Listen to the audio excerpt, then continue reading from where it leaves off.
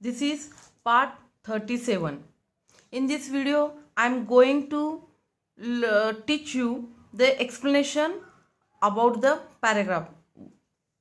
Previous video, I have read the paragraphs and I have explained the difficult words, meaning of difficult words, and now I am going to read the meaning of that paragraph in Marathi. I am going to read now.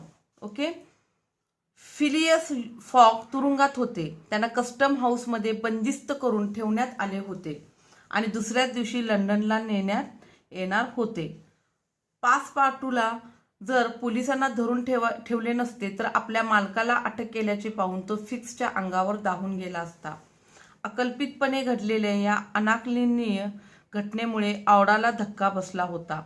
प्रामाणिक आणि शूर असूनही फॉगना दरोडेखोर म्हणून अटक केली आहे हे पासपार्टूने तिला समजावून सांगितले. इतका निंदनीय आरोप ऐकून त्या तरुणीचे मन पेटून उठले. पण आपल्या रक्षणकर्त्याला वाचवण्यासाठी आपण काहीही करू शकत नाही हे लक्षात आल्यावर तिला अतीव दुःखाने रडू कोसळले. आता सुरुवातच काय झालेली आहे बघा. फॉगला तुरुंगात घातलेला आहे आणि त्याची जी बेट होती ती आता हे ते पुढे एक्सप्लेन होणार आहे. आता सुरुवात काय की बाबा फॉगला पहिलं तुरुंगात घातलेलं आहे आणि त्याचा धक्का खूप कोणाला बसलेला आहे, ऑडाला बसलेला आहे आणि ऑडा दुःखाने रडत आहे. आणि फिक्सच्या बाबतीत बोलायचे तर त्याने मिस्टर फॉगना केवळ कर्तव्य म्हणून अटक केली होती, भले ते दोषी असोत वा नसोत. आणि फिक्सनं काय केलेलं की बाबा त्याचं कर्तव्य आहे, मी पोलीस आहे, मला या गुन्ह्यासाठी कोणाला तर पकडलंच पाहिजे आणि अजून गुन्हा सिद्ध झालेला नव्हता पण त्यानं पकडणे हे माझं कर्तव्य आहे म्हणून त्यानं पकडलेलं होतं. या नव्या दुर्दैवाच्या फेऱ्याला आपण कारणीभूत आहोत हा विचार त्या क्षणी पासपार्टूच्या मनात चमकून गेला. आणि मग आता फॉगचा पार्टनर कोण आहे तर पासपार्टू आहे आणि त्याला त्याचं वाईट वाटत होतं. त्यानेच तर फिक्सच्या येण्याचा हेतू आपल्या मालकापासून लपवला नव्हता का. फिक्सचे खरे रूप आणि उद्देश लक्षात आल्यावर मिस्टर फॉगना त्याने का सांगितले नाही. त्यांना जर चेतावणी दिली असती तर त्यांनी स्वतःच्या निर्दोष असण्याचा पुरावा नक्कीच दिला असता आणि त्याला चुकीची जाणीव करून दिली असती. किंवा फिक्स त्याच्या मालकाच्या मागे हात धुवून लागला नसता आणि इंग्लिश भूमीवर पाऊल ठेवता क्षणी त्यांना अटक करण्याची त्याने प्रवास चालू ठेवला नसता. पासपार्टूला ओक्साबोक्शी रडू लागला आणि त्याच्या मेंदूची शकले व्हावी असे त्याला वाटू लागले. मग ह्या प्रकरणाचं सगळ्यात वाईट कोणाला वाटलेलं की बाबा पासपार्टूला वाटलेलं की माझ्यामुळे हे असं झालेलं आहे, मी याला कारणीभूत नाही. आणि त्याला काय वाटत होतं की आपल्या मेंदूची शकले व्हावीत म्हणजे काय की बाबा माझा इथं मृत्यू होऊन जावा आणि मला हे काय दुःख सहन होत नाही अशा प्रकारे त्याला वाटलेलं होतं. मग हे झालेलं आहे पहिले पॅराग्राफमधले इथलं एक्सप्लेनेशन झालेलं आहे. आता next paragraph. Auda and he had remain deposit the coal under the portico of the custom house. Neither wished to leave the place. Both were anxious to see Mr. Frog again. That gentleman was really ruined, and that at the moment when he was about to attain his end. म्हणजे काय झालेलं आता फॉगला इतका प्रचंड त्याचा हे झालेलं की स्वतःला त्यानं मनातल्या मनात काय केलेलं उद्ध्वस्त केलेलं होतं, स्वतः खचलेला होता, पूर्णपणे संपल्यात जमा होता. This arrest was fatal. Having arrived at the Liverpool at the 20 minutes before till a quarter before 9 that evening to reach the Reform Club, that is 9 hours and a quarter. The journey from Liverpool to London was 6 hours.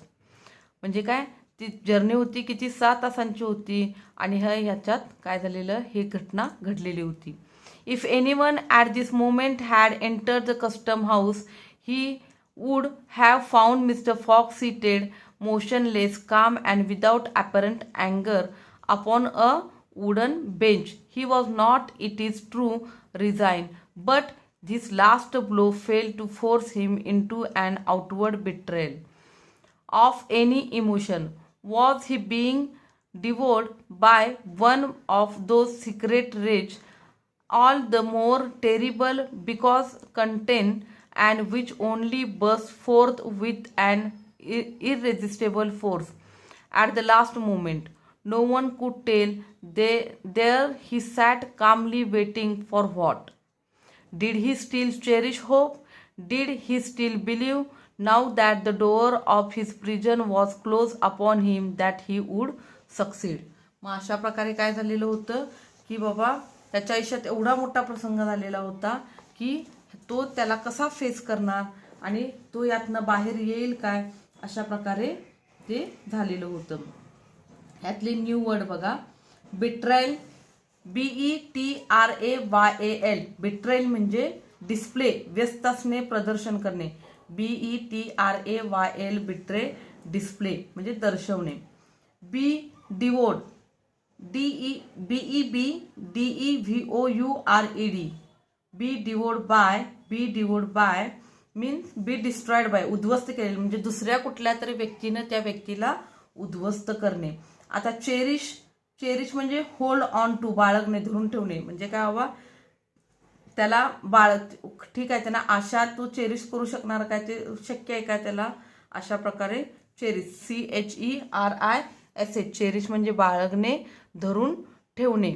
मग आपला हा आता paragraph झालेला आहे, ह्याचा आता आपण काय करायचं आहे, एक्सप्लेनेशन करायचे. यातले न्यू वर्ड्स कळले. अपॅरंट म्हणजे clearly seen or understood. Resign म्हणजे काय, having or showing acceptance of something unpleasant, म्हणजे समोर ठीक आहे अनप्लिजंट आहे पण त्याला काय करणं, सरेंडर होऊन जाणं. बी डिवोर्ड बाय म्हणजे बी डिस्ट्रॉयड बाय, दुसऱ्या व्यक्तीकडनं उद्ध्वस्त होणं. बिट्रायल म्हणजे काय, व्यस्त करणे, प्रदर्शन करणे, डिस्प्ले. आणि लास्टचा शब्द आहे चेरिश म्हणजे टू होल्ड ऑन टू म्हणजे बाळगणे आणि धरून ठेवणे. मग आता आपला पॅरेग्राफ झालेला आहे, आता त्याचं एक्सप्लेनेशन बघूया. मग ऑडा आणि तो एवढ्या थंडीत ही कस्टम हाऊसच्या प्रवेशद्वाराखाली थांबून राहिले. दोघांनाही तिथे निघावेसे वाटत नव्हते. दोघेही मिस्टर फॉगना पुन्हा भेटण्यासाठी आतुर होते. तो गृहस्थ खरोखर उद्ध्वस्त झाला होता आणि तोही अशा वेळी जेव्हा शेवटचा टप्पा त्यांनी जवळपास गाठलाच होता.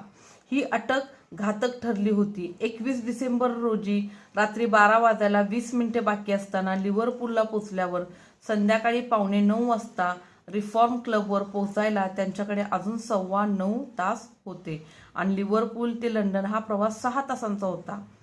म्हणजे काय, 6 तासांमध्ये तो प्रवास संपुष्टात येणार होता आणि अजूनही त्यांच्याकडे 9.25 तासाचा वेळ होता. आता जर कोणी कस्टम हाऊसमध्ये आले असते तर त्याला स्तब्ध, निश्चल आणि वरकरणी रागाचा मागमूसही नसलेले मिस्टर फॉग लाकडी बाकावर बसलेले दिसले असते. या कटू परिस्थितीला ते शरण गेले नव्हते हे खरे असले तरी या शेवटच्या आघातामुळे ते कोणत्याही भावना व्यक्त करण्याच्या पलीकडे गेले होते. कारण की त्या फॉगला इतका प्रचंड धक्का बसलेला होता. का धक्का बसलेला होता की 9.25 तास त्यांच्याकडे होते आणि 6 तासात ते लंडनला पोहोचणार होते. म्हणजे 6 तासात त्यांची जर्नी कंप्लीट होणार होती आणि अशा बरोबर क्षणाला काय केलेलं होतं, त्याला अटक केलेलं होतं. त्यामुळं तो ती जर्नी पुढं कंटिन्यू करू शकत नव्हता आणि याचा त्याला खूप मोठा पश्चाताप होता. उद्ध्वस्त ते फार भयानक होते कारण तो राग निर्णायक क्षणी बेभानपणे उसळून बाहेर पडला तर सांगता येत नाही. ते तिथे शांतपणे कशाची वाट पाहत बसले होते. त्यांना अजूनही मनात आशा बाळगली होती का आता कोठडीत बंद झाल्यावरही आपण यशस्वी होऊ असा त्यांना अजून विश्वास वाटत होता का. म्हणजे लास्टचं काय वाक्य आहे, did he steel believe now that the door of his prison was close upon him that he would succeed. यातनं पण त्याला यश येईल का अशा शंका होत्या. Next paragraph. However that may have been, Mr. Fogg carefully put his watch upon the table and observed its advancing hands. Not a word escaped his lips, but his look was singularly set and stern. The situation in any event was terrible. मग अशा कशा प्रकारे भयानक situation होती हे या पॅराग्राफमध्ये काय केलेलं आहे, एक्सप्लेन केलेलं आहे. तो स्वतःला व्यक्तही करू शकत नव्हता, त्यातनं बाहेरही पाडू शकत नव्हता. मग इतकी भयानक अशी प्रचंड सिच्युएशन त्याच्यासमोर आलेली आहे हे या पॅराग्राफमध्ये एक्सप्लेन केलेलं आहे. And might be the seated if Phileas Fogg was honest he was ruin, if he was a knave he was caught. Knave म्हणजे काय, अ डिसऑनेस्ट. नेव त्याचं ॲक्च्युली प्रोनाऊन्सिएशन आहे KNAVE, knave, a dishonest man. जर बदमाश असता, विश्वासघातकी असता तर. Did escape occur to him, Did he examine to see if there was any practicable outlet from his prison? Did he think of the escaping from this? मग तो कसा बसलेला होता? तो स्तब्ध बसलेला होता, लाकडी बाकावर स्तब्ध बसलेला होता फॉग. आणि मग तो कुठला विचार करत असेल हे त्याच्याबद्दलचं इथं मत मांडलेलं आहे. तो पळून जायचा विचार करत होता काय, की त्यांना दुसरा एक आउटलेट आहे हा विचार करताय. तो काय विचार करतोय हे आपल्याला नाही माहिती, पण त्याच्याबद्दलचं मत मांडलेलं आहे.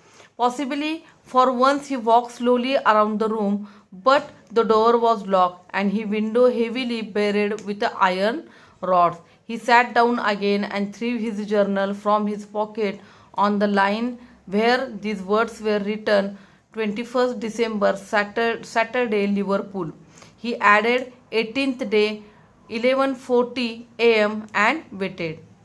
The custom house clock struck one. Mr. Fogg observed that his watch was 2 hours too fast. 2 hours, admitting that he was at the moment taking an express train. He could reach the London and the Reform Club by a quarter before 9 p.m. His forehead slightly wrinkled. मग त्यानं घड्याळ बघितलं तर स्वतःचं घड्याळ किती होतं, 2 तास त्याच्यापेक्षा फास्ट होतं. मग त्यानं काय विचार केला, आता ह्या क्षणी जर गेलो तर मी कशा प्रकारे पोहोचू शकतोय. ह्यातले न्यू वर्ड्स बघा. Knave, KNAVE, knave, a dishonest man, बदमाश. Precision, PRECISION, precision. Accuracy, ACCURACY. Parbleu, PARBLEU, parbleu. French expression meaning oh God. Domicile, DOMICILE. Domicile means what? A person, place of residence, घर, मुक्कामाचे ठिकाण. अशा प्रकारे यातले new words झालेले आहेत. आता आपण एक्सप्लेनेशन बघूया. जे काही असो, मिस्टर फॉगने काळजीपूर्वक आपले घड्याळ टेबलावर ठेवले आणि त्याचे पुढे सरकणारे काटे ते पाहत राहिले. त्यांच्या तोंडून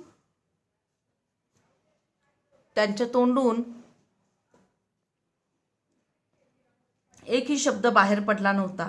मात्र त्यांचा चेहरा अतिशय भयंकर, अतिशय दृढमूळ आणि करारी दिसत होता.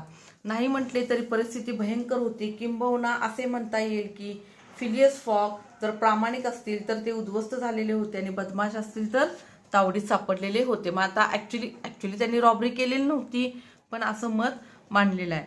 पळून जाण्याचा विचार त्यांच्या मनाला शिवला असेल का? तुरुंगातून बाहेर पडण्याजोगी एखादी वाट आहे का याचा त्यांनी तपास केला असेल का? जिथून सुटका करून घेण्याचा विचार त्यांनी केला असेल का? केला असावा, कारण एकदा त्यांनी खोलीमध्ये संतपणे फेरी मारली होती, पण दरवाजाला कुलूप होते आणि भक्कम जाड लोखंडी सळ्या लावून खिडकी बंद केलेली होती. ते पुन्हा खाली बसले आणि त्यांनी खिशातून आपले जर्नल बाहेर काढले. 21 डिसेंबर, शनिवार, लिव्हरपूल. मग त्या जर्नलवर काय लिहिलेलं होतं? खूप महत्त्वाचं होतं, त्यांच्या आयुष्यातला फार महत्त्वाचा क्षण होता. त्यांनी काय लिहिलेलं होतं? 21 डिसेंबर, शनिवार, लिव्हरपूल. या शब्दांच्या पुढे त्यांनी लिहिले 80वा दिवस, सकाळी 11:40 आणि ते थांबले. मग त्यांचं जे डेस्टिनेशन होतं ते होतं आणि त्यांनी 80 दिवसात ती पृथ्वी प्रदक्षिणा झालेली होती सकाळी 11 वाजून. मग आता त्यांचा प्रॉब्लेम कुठं आलेला होता? सकाळी 80व्या दिवशी सकाळी 11:40 म्हणजे त्या दिवशी त्यांना ते पूर्ण करायचंच होतं. पण ॲक्च्युली काय झालेलं होतं? तो दिवस होता त्यांच्या दृष्टिकोनातून 80वा दिवस आणि 11:40. कस्टम हाऊसच्या घड्याळात एकचा ठोका पडला. मिस्टर फॉक्सच्या लक्षात आले की त्यांचे घड्याळ 2 तास पुढे होते. तिथे ठोका ज्यावेळी एकचा पडला त्यावेळी त्यांच्या काय लक्षात आले की आपलंच घड्याळ बाबा किती चक्क 2 तास पुढं होतं. त्यांच्यासाठी ती बेट जगण्यासाठी एक एक क्षण महत्त्वाचा होता.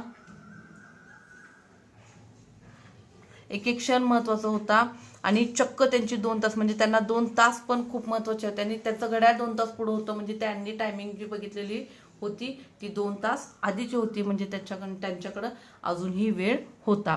2 तास. आत्ता यावेळी एक्सप्रेस ट्रेन पकडून ते लंडनला रिफॉर्म क्लबमध्ये रात्री 8:45 पोहोचू शकले असते याची जाणीव होताच त्यांच्या कपाळावर आट्या पडल्या. झालं. मग आता इतका आयुष्यातला महत्त्वाचा क्षण आला, इतका म्हणजे खरंच दुर्दैव म्हणावं का सुदैव म्हणावं अशा प्रकारे आलेला होता. 2 तास त्याला एक्स्ट्रा मिळालेले होते. अजूनही 80व्या दिवशी त्यांना लंडनला जाण्याचा चान्स होता आणि हे त्यांच्या डोक्यामध्ये आलेलं होतं. अजूनही त्यांना जाणीव झाली की अजूनही मी माझंच घड्याळ 2 तास पुढे आहे, त्यामुळे मला ॲक्च्युली 2 तास मिळालेले आहेत आणि मी काय करू शकतो, ट्रेन पकडून मी रिफॉर्म क्लबमध्ये रात्री 8:45ला पोचू शकलो असतो याची जाणीव मग त्यांच्या कपाळावर, या जाणीवेनं काय झालं, त्यांच्या कपाळावर आट्या आल्या. अशा प्रकारे आपण हा 2 hours ॲडमिटिंग लास्टचा जो काय पॅरेग्राफ आहे तो कंप्लीट केलेला आहे. या पॅरेग्राफमधले न्यू वर्ड्स झालेले आहेत आणि याचं एक्सप्लेनेशन पण झालेलं आहे. That's why we can stop here. Okay.